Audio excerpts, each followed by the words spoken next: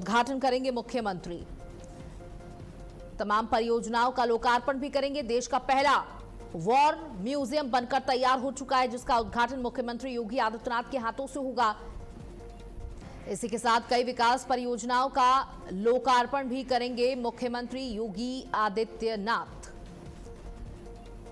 तो आज मुरादाबाद के दौरे पर रहेंगे मुख्यमंत्री। लगातार उत्तर प्रदेश में विकास की बयार बहाते हुए मुख्यमंत्री योगी आदित्यनाथ रोजाना अलग अलग जिलों में दौरे और उन दौरों के साथ कई परियोजनाओं का लोकार्पण और शिलान्यास। साथ ही कल ताज नगरी जब पहुंचे थे मुख्यमंत्री योगी आदित्यनाथ, तो उन्होंने समीक्षा बैठक ली थी कि किस तरीके से काम चल रहा है। और आपको बता दें, मुख्यमंत्री का साफ तौर पर कहना है कि जो परियोजनाएं हैं उनमें तेजी लाई जाए, उनके काम में तेजी लाई जाए और देरी बर्दाश्त नहीं की जाएगी। देरी से समय भी बर्बाद होता है और धन भी।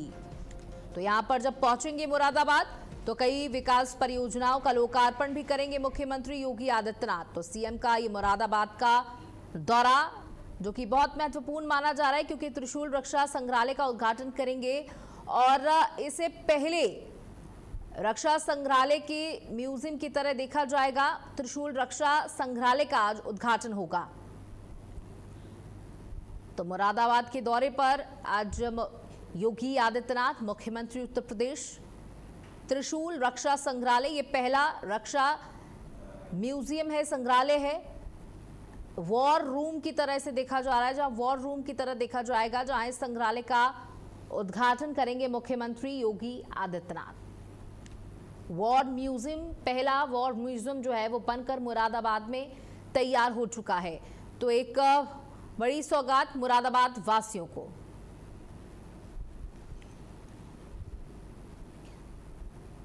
और हमारे साथ हमारे सहयोगी हमारे स्टेट हेड आशुतोष जुड़ चुके हैं। आशुतोष, आज त्रिशूल रक्षा संग्रहालय का उद्घाटन करेंगे मुख्यमंत्री योगी आदित्यनाथ। तो त्रिशूल रक्षा संग्रहालय का आज उद्घाटन होगा। मुख्यमंत्री योगी आदित्यनाथ इस रक्षा संग्रहालय का उद्घाटन करेंगे। आशुतोष, आप सुन पा रहे हैं? जी, आवाज आ रही है मेरी? बिल्कुल। तो त्रिशूल रक्षा संग्रहालय का उद्घाटन करने के लिए आज मुरादाबाद पहुंचेंगे मुख्यमंत्री। जी, जैसा मैं आपको बता दूं कि आज मुख्यमंत्री योगी आदित्यनाथ जी का दौरा है आज मुरादाबाद का, जिसमें वो विकास परियोजनाओं का करेंगे लोकार्पण और शिलान्यास। उत्तर प्रदेश मुख्यमंत्री योगी आदित्यनाथ सोमवार को मुरादाबाद के दौरे पर रहेंगे। दोपहर लगभग 1 बजे उनका हेलीकॉप्टर के आगमन के बाद वो सर्किट हाउस पहुंचेंगे, जहां वो लोक निर्माण विभाग के पुराने और नए कार्यों की समीक्षा करेंगे और विकास योजनाओं की प्रगति तथा कानून व्यवस्था की समीक्षा बैठक करेंगे। और लगभग शाम को 4 बजे मुख्यमंत्री मुरादाबाद सदर, सुंदरकी और मुरादाबाद देहात। बिल्कुल। तो आज बड़ा दिन मुरादाबाद वासियों के लिए, बड़ी सौगात देंगे मुख्यमंत्री। शुक्रिया हमारे साथ जुड़ने के लिए। वहीं राम मंदिर चुरावा चोरी केस से जुड़ी बड़ी खबर आपको दे दे, जहां चंपत राय और अनिल मिश्रा के बयान दर्ज कर लिए गए हैं। पुलिस ने दोनों के बयान दर्ज किए हैं। तो देखिए, लगातार अयोध्या राम मंदिर चढ़ावा चोरी प्रकरण में अपडेट सामने आ रहा है, जहां पर चंपत राय का बयान दर्ज कराया गया है। इसी के साथ साथ अनिल मिश्रा का भी बयान दर्ज कराया गया है। देखिए, हर किसी की जबान पर सिर्फ एक ही सवाल है कि जब ट्रस्ट को जिम्मेदारी दी गई थी तो उसने सही तरीके से काम क्यों नहीं किया। कह सकते हैं कि ट्रस्ट ने पूरे भारत के राम भक्तों का ट्रस्ट तोड़ा। चंपत राय ने अपना बयान दर्ज कराया है और अनिल मिश्रा ने भी अपना बयान दर्ज कराया है। हालांकि इन दोनों ने ही इस्तीफा दे दिया है अपने अपने पदों से, लेकिन अभी इस्तीफा देने मात्र से संतुष्टि नहीं मिली है, क्योंकि बड़े पदों पर आसीन थे।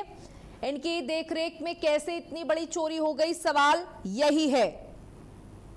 तो राम मंदिर मामले में लगातार अपडेट सामने आ रहा है और इस अपडेट के साथ एक के बाद एक परतें जो है वो खुलती चली जा रही हैं।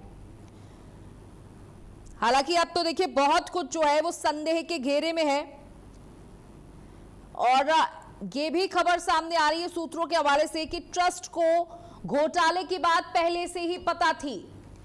हालांकि इस बात की कोई पुष्टि नहीं है, लेकिन सूत्रों के हवाले से ये खबर सामने आ रही कि ट्रस्ट को ये बात मालूम थी कि राम मंदिर में चोरी हुई है, तब से इस पर जांच क्यों नहीं की गई? क्या इस मामले को दबाने का प्रयास किया गया? तो देखिए, लगातार अपडेट दे रहे हैं।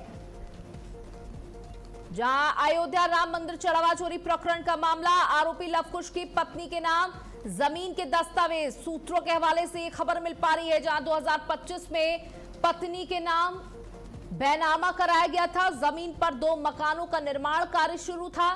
सोहावल तहसील के ग्राम बनीपुर में जमीन है। दान गबन मामले में संपत्ति को लेकर जांच तेज। देखिए, आमतौर पर आपने देखा होगा कि जो भी व्यक्ति मंदिर से जुड़ा होता है या जिसका काम मंदिर की तिजोरी से जुड़ा हुआ होता है, वो साल 6 महीने में ऐसा करोड़पति बन जाता है। पता नहीं कहां से उसके पास पैसा फटने लगता है। वैसी ही कुछ तस्वीरें इस प्रकरण में सामने आ रही हैं। जमीन पर 2 मकानों का निर्माण कार्य शुरू था, यानी ऑलरेडी 2 मकान जो थे वो बन रहे थे। सोहावल तहसील के ग्राम बनीपुर में ये जमीन मौजूद है। दान गबन मामले में संपत्ति को लेकर अब जांच जो है वो तेजी पकड़ चुकी है और इस जांच के बाद तमाम परतें खुलती जा रही हैं। राम मंदिर चढ़ावा चोरी मामले से जुड़ी ये बड़ी खबर, सूत्रों के हवाले से आरोपी लवकुश की पत्नी के नाम जमीन के दस्तावेज मिले हैं। तो देखिए, साल 6 महीने के अंदर जमीनें बना ली गई, संपत्ति खड़ी कर ली गई, बैंक बैलेंस था। और कैसे एक साधारण व्यक्ति के पास जो मंदिर परिसर में कुछ हजार की नौकरी पर रखा गया हो, उसके पास कैसे इतनी संपत्ति खड़ी हो सकती है? बड़ा सवाल यहीं पर खड़ा हो रहा है। देखिए, जब ये छोटे स्तर के लोग जिनके पास ना कोई इतनी बड़ी अथॉरिटी थी, ना कोई बड़ा पद, जब वो इतनी बड़ी चोरी कर सकते हैं, तो बड़े बड़े पदों पर आसीन लोग कितने ईमानदार होंगे? ये सबसे बड़ा सवाल है। एसआईटी जांच कर रही है, लेकिन अब ये भी बड़ा सवाल, क्या एसआईटी को पहले से इस मामले की जानकारी थी? राम मंदिर दान गबन मामले में बड़ी कार्रवाई भी हुई है, जिसमें 8 आरोपियों की वीडियो कॉन्फ्रेंसिंग से पेशी। आरोपियों की रिमांड मांग सकती है पुलिस। भ्रष्टाचार निवारण कोर्ट में सुनवाई होगी। तो देखिए, जिन 8 आरोपियों के खिलाफ पहले एफआईआर दर्ज हुई थी, जिन्हें गिरफ्तार किया गया, अब उनकी पेशी और पुलिस इनकी रिमांड की मांग कर सकती है। भ्रष्टाचार निवारण कोर्ट में इनकी सुनवाई होगी। तो ये बड़ी खबर आपको दे दे, जहां इन पर अब बड़ी कार्रवाई की तैयारी है, क्योंकि सबसे पहले तो जांच की जाएगी, सारी जानकारी इनसे जुटाई जाएगी कि कहां से, कब से ये मामला शुरू है, कब से ये धांधली, ये घोटाला, ये गबन शुरू है, ये चोरी शुरू है, और कौन कौन से बड़े नाम इसमें शामिल आएंगे। देखिए, सभी का कहना है कि इतना बड़ा कांड, करोड़ों रुपए का गबन का मामला, ना रिकॉर्ड है, ना सीसीटीवी फुटेज है, किसकी जिम्मेदारी है? जिन लोगों को यह जिम्मेदारी दी गई थी, क्या उनके इस्तीफे मात्र से बात खत्म हो जाएगी? क्या उनकी जिम्मेदारी तय हो जाएगी? क्या उनकी जिम्मेदारी खत्म हो जाएगी? रमन हमारे सहयोगी हमारे साथ जुड़ चुके हैं, लाइव हमारे साथ रमन जुड़ चुके हैं। रमन, देखिए, एक के बाद एक इस पूरे मामले पर परतें जो हैं वो खुलती चली जा रही हैं। एक तरफ अनिल मिश्रा और चंपत राय का बयान दर्ज कराया गया है, तो इन 8 आरोपियों की वीडियो कॉन्फ्रेंसिंग के जरिए कोर्ट में पेशी होगी और रिमांड पर भी पुलिस कर सकती है। बिल्कुल, पिछले 15 दिनों में जिस तरीके से राम मंदिर चंदा चोरी मामले में दिन प्रतिदिन नया अपडेट आ रहा है, वो सुर्खियों में बना हुआ है। आपको बता दें, पहले एसआईटी गठित हुई, फिर पूछताछ हुई, फिर रिपोर्ट शासन को सौंपी गई और उसमें तमाम लोग आरोपी पाए गए जिनके खिलाफ मुकदमा हुआ, गिरफ्तारी हुई, उनके परिजनों से पूछताछ हुई। और आज सबसे जो बड़ी बात है इस मामले में, जो सबसे बड़ा अपडेट है कि ट्रस्ट के महासचिव चंपत राय जो लगातार एक महीने से सवालों में है, राम मंदिर चंदा चोरी की मुद्दा उठने के बाद में उन पर जो इल्जाम लग रहा था, चंपत राय से आज एसआईटी ने पूछताछ की है और आपको बता दें कि घंटों तक पूछताछ चली है और आगे फिर से पूछताछ को लेकर कहा गया है कि आगे फिर से उनसे पूछताछ हो सकती है। साथ में आपको बता दें कि अनिल मिश्रा से भी थोड़ी बहुत पूछताछ हुई और गोपाल राव से भी पूछताछ जल्द ही हो सकती है। पूछताछ में क्या बातें हुई, क्या चर्चा हुई, क्या जवाब मिले, ये इसका इंतजार जो है सबको है कि रिपोर्ट में क्या आएगा। और बात रही अगर ऐसा कोई मामला, ऐसा कोई संदेहास्पद बयान अगर चंपत राय का लगेगा तो फिर से उनसे पूछताछ की जा सकती है और उनको कोर्ट से भी डिमांड की जा सकती है कि पूछताछ के लिए उन्हें रिमांड पर दिया जाए। और दूसरा नंबर आपको बताते हैं कि चंपत राय अनिल मिश्रा का इस्तीफा भी दोनों ने सौंप दिया है। 11 जुलाई को बैठक, अहम बैठक है, दोनों का इस्तीफा स्वीकार होगा तो उनकी जगह कौन लेगा, ये सारे सवाल बने हुए हैं। बिल्कुल, देखिए अभी सवाल बहुत सारे हैं क्योंकि एसआईटी जांच कर रही है और रोजाना एक ना एक बात सामने आ रही है। जो व्यक्ति लवकुश पकड़ा गया, जिसके घर पर छापेमारी भी की जा रही है, उसके पत्नी के नाम पर 2-2 मकान मौजूद हैं, तमाम जमीनें मौजूद हैं। एक आम कर्मचारी जिसकी बमुश्किल तनख्वाह 20-30 हजार रुपए होगी, जो वहां पर सेवा आधार के तौर पर मौजूद था, उसके पास इतनी संपत्ति कैसे आई, यह भी बहुत बड़ा सवाल है।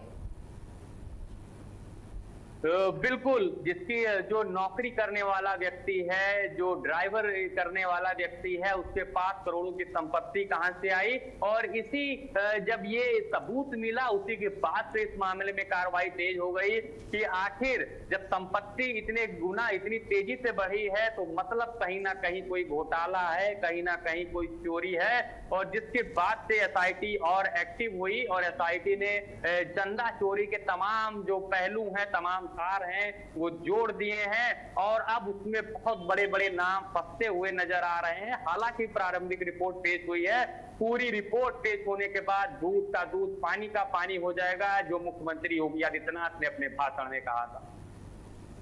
बिल्कुल, देखिए योगी आदित्यनाथ ने कहा दूध का दूध और पानी का पानी हो जाएगा। हालांकि जो अब मैं सवाल पूछी जा रही हूँ उसकी कोई पुष्टि नहीं है, लेकिन खबर ये मिल पा रही है कि जो ये चोरी हुई है, लवकुश का जो जिक्र किया जा रहा है, उसे पहले ही पुलिस पूछताछ उससे कर रही थी जब एसआईटी की जांच नहीं शुरू हुई। और इस पूरे मामले की जांच पहले से ही एसआईटी को थी क्या? सूत्रों के हवाले से ये बताया गया कि जब चंदा चोरी मामला लीक हुआ उसके बाद से एक बार सूचना पुलिस को पहुंची, लेकिन क्योंकि मामला बहुत बड़ा था इसलिए मामला उसे बहुत ज्यादा ओपन नहीं किया गया। अपने स्तर पर पूछताछ की गई थी, लेकिन जब देखा गया कि मामले के तार बड़े बड़े लोगों से जुड़े हैं और ये मामला छोटा नहीं बहुत बड़ा है, उसके बाद से ये मामला सार्वजनिक हुआ। हालांकि इस बात की कोई पुष्टि नहीं है, लेकिन जो वहां के जो सोर्स बताते हैं उनका कहना है जानकारी पहले ही हो चुकी थी। बिल्कुल, देखिए 8 लोगों की रिमांड मांग सकती है पुलिस, उनसे पूछताछ कर सकती है और उसके बाद तमाम और बड़े नाम शामिल हो सकते हैं, उसमें सामने आ सकते हैं। देखिए साफ तौर पर यह भी कहा जा रहा है कि जो ये बड़ी मछलियां हैं जिनकी निगरानी में ये सब कुछ हो रहा था, उनके नाम कब सामने आएंगे। और लगातार ये सवाल उठाए जा रहे हैं जिनको जिम्मेदारी सौंपी गई थी उनको क्यों अभी तक नहीं घेरा गया है? क्या उनकी कोई गलती नहीं थी? क्या वो इतनी साफ सुथरी छवि के थे? या उन्होंने, अगर उनके सामने ये सब हो रहा है तो कैसे हो रहा है, उन्हें कैसे, क्या कुछ नहीं मालूम? आप लगातार रमन हमारे साथ बने रहिएगा। इसी बीच एक और बड़ी खबर सामने आ रही है, राम मंदिर चंदा चोरी मामले में बड़ी खबर। राम मंदिर चंदा चोरी मामले पर सुप्रीम कोर्ट का फैसला। जल्द सुनवाई से सुप्रीम कोर्ट ने इनकार किया है, मामला रेगुलर बेंच के पास भेजा गया है। छुट्टियों के बाद होगी याचिका पर सुनवाई, याचिका पर एफआईआर दर्ज करने की मांग। सीबीआई की एसआईटी से जांच की भी मांग की गई है और सीबीआई की एसआईटी से जांच की मांग की गई है। याचिका पर सुनवाई, याचिका पर एफआईआर दर्ज करने की मांग की गई है। गर्मियों की छुट्टियों के बाद इस मामले में सुनवाई होगी। ये बड़ी खबर आपको दे दें, सुप्रीम कोर्ट ने कहा इस मामले में जल्दबाजी नहीं कर सकते, इतनी जल्दी फैसला नहीं सुनाया जा सकता, निष्कर्ष पर नहीं आया जा सकता। जल्द सुनवाई से सुप्रीम कोर्ट का इनकार, मामला रेगुलर बेंच के पास भेजा गया। छुट्टियों के बाद होगी याचिका पर सुनवाई। याचिका में एफआईआर दर्ज करने की मांग की गई है। सीबीआई की एसआईटी से जांच की मांग की गई है। देखिए, सुप्रीम कोर्ट भी इस मामले की संवेदनशीलता को समझ रहा है और सुप्रीम कोर्ट ने कहा कि अभी इस मामले में जल्दबाजी नहीं कर सकते।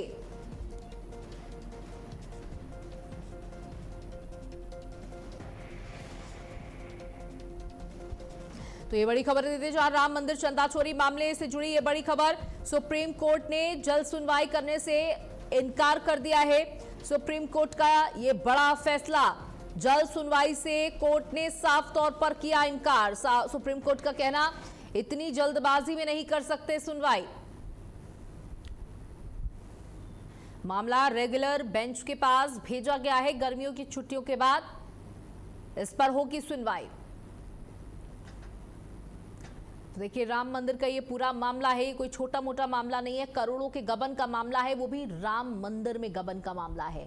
500 सालों के संघर्ष की बात कही जाती है कि जब रामलला टेंट में बैठे हुए थे तब दुख होता था और उसी का संघर्ष था। इतना संघर्ष किया गया कि आज भव्य दिव्य राम मंदिर बनकर तैयार है और जब मंदिर बन गया है तो कुछ चोर उचक्के वहां पर बैठे हुए हैं जो भगवान के साथ ही धांधली करने में जुटे हुए हैं, चोरी करने में जुटे हुए हैं। इनको कठोर से कठोर सजा मिलनी चाहिए। ये हर राम भक्त की आस्था का सवाल है। भगवान के साथ ठगी करने वालों को बख्शा न जाए और लगातार एसआईटी की जांच के साथ एक के बाद एक परत खुलती चली जा रही है। तो इस पूरे मामले पर सुप्रीम कोर्ट ने अब छुट्टियों के बाद फैसला सुनाने की बात कही है। सुप्रीम कोर्ट का साफ तौर पर कहना है कि इस मामले में जल्दबाजी नहीं की जा सकती और सुप्रीम कोर्ट ने यह भी पूछा कि इतनी जल्दबाजी क्यों। राम जन्मभूमि ट्रस्ट पर मंदिर में चढ़ावा में हेरफेर करने के आरोप लगे हैं। इसी को लेकर सुप्रीम कोर्ट में याचिका दाखिल की गई थी। याचिकाकर्ता ने कोर्ट से कहा कि सीबीआई की अगुवाई में एक टीम बनाकर समय सीमा के भीतर जांच कराई जाए। इस मामले को तुरंत सुनने की अपील की थी। रमन, देखिए, सुप्रीम कोर्ट ने साफ तौर पर याचिकाकर्ता से ही पूछ दिया कि भाई इतनी जल्दबाजी क्यों है।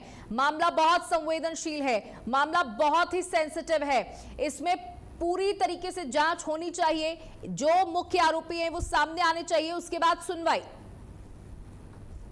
बिल्कुल, क्योंकि सुप्रीम कोर्ट भी और जो भी कोर्ट है वो हमेशा जो जांच होती है उस पर ही अपने फैसले सुनाता है और ऐसे में एसआईटी की जांच चल रही है और जिस तरीके से तेजी से जांच हो रही है, सुप्रीम कोर्ट को लगा होगा, जो जज साहब कहा है कि इस चीज को कि गर्मियों की छुट्टियों के बाद भी इसकी सुनवाई होगी, तो हो सकता है कि क्योंकि मामला बड़ा संवेदनशील है इसलिए सुप्रीम कोर्ट अभी नहीं चाहता है कि किसी तरीके से अभी कोई बड़ा हस्तक्षेप हो और जबकि जांच हो रही है, जांच आने के बाद में सुनवाई करने पे जो है चीजें साफ हो जाएंगी। इसलिए सुप्रीम कोर्ट ने अभी जल्द सुनवाई को लेकर साफ साफ इनकार कर दिया है। बिल्कुल, देखिए, ये भी मांग की गई है कि सीबीआई की टीम बनाई जाए जो इस पर गहनता से जांच करे, बहुत डीप इन्वेस्टिगेशन करे और निष्कर्ष पर निकले। बिल्कुल, पहले हाई कोर्ट में भी एक याचिका दायर हुई थी जिसमें सीबीआई जांच को सौंपने की मांग की गई है। अब सुप्रीम कोर्ट भी याचिका दायर हुई है। हालांकि अभी हाई कोर्ट में भी कोई ऐसा फैसला नहीं आया और सुप्रीम कोर्ट ने अभी सुनवाई को लेकर इनकार कर दिया है। तो ये चीजें स्पष्ट हैं कि अभी जो दारोमदार है एसआईटी की जांच पर है और एसआईटी ही अभी जांच कर रही है। अब क्योंकि लगभग जितने पहलू हैं सभी की एसआईटी जांच कर रही है, ऐसे में अगर कोर्ट को लगता है कि जांच सही तरीके से नहीं हो रही है तो सेंट्रल एजेंसी को जांच सौंप सकती के लिए निर्देश दे सकती है। बिल्कुल, देखिए, इस पूरे मामले पर सुप्रीम कोर्ट भी इस पूरे मामले की इम्पोर्टेंस को समझ रहा है कि कितना संवेदनशील ये मामला है, कितना सेंसिटिव ये मामला है, इसलिए इतनी जल्दबाजी दिखाने के लिए साफ इनकार कर दिया है कि इतनी जल्दबाजी नहीं दिखाई जा सकती और एसआईटी पर भरोसा रखने की जरूरत है। एसआईटी अभी अपनी जांच कर रही है और वक्त दीजिए। मुख्यमंत्री ने भी यही कहा है कि दूध का दूध और पानी का पानी हो जाएगा। और कौन से मुख्य बिंदु हैं रमन इस पूरे मामले को लेकर जो निकलकर अभी सामने आ चुके हैं? से पूछताछ हुई है, ये सबसे बड़ा मुख्य बिंदु है, क्योंकि अभी तक जो बातें गिरफ्तारी भी हो चुकी है, सबसे पूछताछ भी हो चुकी है, और अब चंपत राय जिससे मुख्य किरदार है उनसे पूछताछ भी, पूछताछ में अब क्या बातें हुई हैं, तो क्या सामने निकल कर आया है, इसको लेकर कयास लगाया जा रहा है कि जल्द ही इसका खुलासा होगा। और एसआईटी रिपोर्ट आने के बाद में अगर कोई चंपत राय की इसमें भूमिका है या फिर चंपत राय की लापरवाही है, इसको लेकर चीजें आने वाले समय में स्पष्ट हो पाएंगी। और साथ में उनके साथ अनिल मिश्रा, गोपाल राव को लेकर भी अभी सस्पेंस बना हुआ है कि आखिर इनका इन्वॉल्वमेंट था तो कितना था, अगर नहीं था तो लापरवाही क्यों हुई। बिल्कुल, देखिए ट्रस्ट के 2 बड़े पदाधिकारियों ने इस्तीफा दे दिया है और मांग की जा रही है कि जितने भी पदाधिकारी हैं सब के सब इस्तीफा दें और स्पष्टीकरण दें कि कैसे आपकी देखरेख में इतनी बड़ी धांधली हो जाती है, इतना बड़ा गबन, इतना बड़ा घोटाला हो जाता है।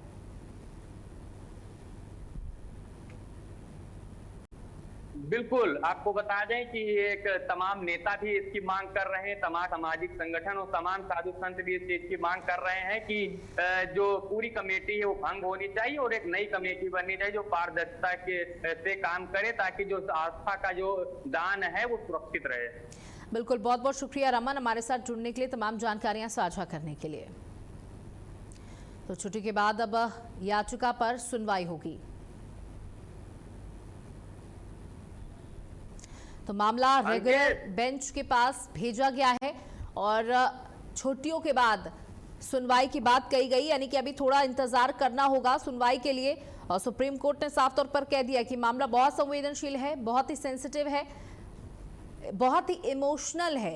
इस पर इस तरीके से जल्दबाजी करना बिल्कुल ठीक बात नहीं है। अभी एसआईटी अपनी जांच कर रही है। वहीं अयोध्या के फैजाबाद बार संघ का बड़ा फैसला, आरोपियों का केस नहीं लड़ेंगे वकील। आज बार एसोसिएशन की मीटिंग हुई है, ये बड़ी खबर। फैजाबाद बार संघ का बड़ा फैसला, आरोपियों का केस नहीं लड़ा जाएगा। आज बार एसोसिएशन की मीटिंग में ये बात तय हुई। देखिए, जैसे कि लगातार ये कहा जा रहा है कि आस्था का ये विषय है, हर कोई राम मंदिर से आस्था रखता है और राम मंदिर में ही चोरी करने का मामला सामने आया है। जिन पर ये आरोप लगे हैं उनका कोई भी अधिवक्ता केस नहीं लड़ेगा, ये सुनिश्चित किया गया है। बता दें कि कोर्ट परिसर में प्रॉपर मीटिंग होती है और उस मीटिंग के बाद ये फैसला निकल कर के सामने आता है, आरोपियों का केस नहीं लड़ा जाएगा। कोई भी वकील, कोई भी अधिवक्ता आरोपियों का केस नहीं लड़ेगा, क्योंकि ये राम मंदिर से जुड़ा हुआ मामला है। और उन्होंने साफ तौर पर कहा कि आस्था के साथ खिलवाड़ करने वाले, आस्था के साथ मजाक करने वाले, राम के साथ चोरी करने वाले लोगों को कड़ी से कड़ी सजा मिलनी चाहिए और उनका साथ हम नहीं दे सकते, उनके लिए केस नहीं लड़ सकते। उनके बचाव में केस लड़ना हमारे नैतिकता के खिलाफ है। तो सभी अधिवक्ताओं ने मीटिंग करते हुए ये बड़ा फैसला सुना दिया है कि आरोपियों का केस नहीं लड़ेगा कोई भी वकील। फैजाबाद बार संघ का ये बड़ा फैसला कह सकते हैं। और इसी के साथ इस बुलेटिन में इतना ही। नमस्कार।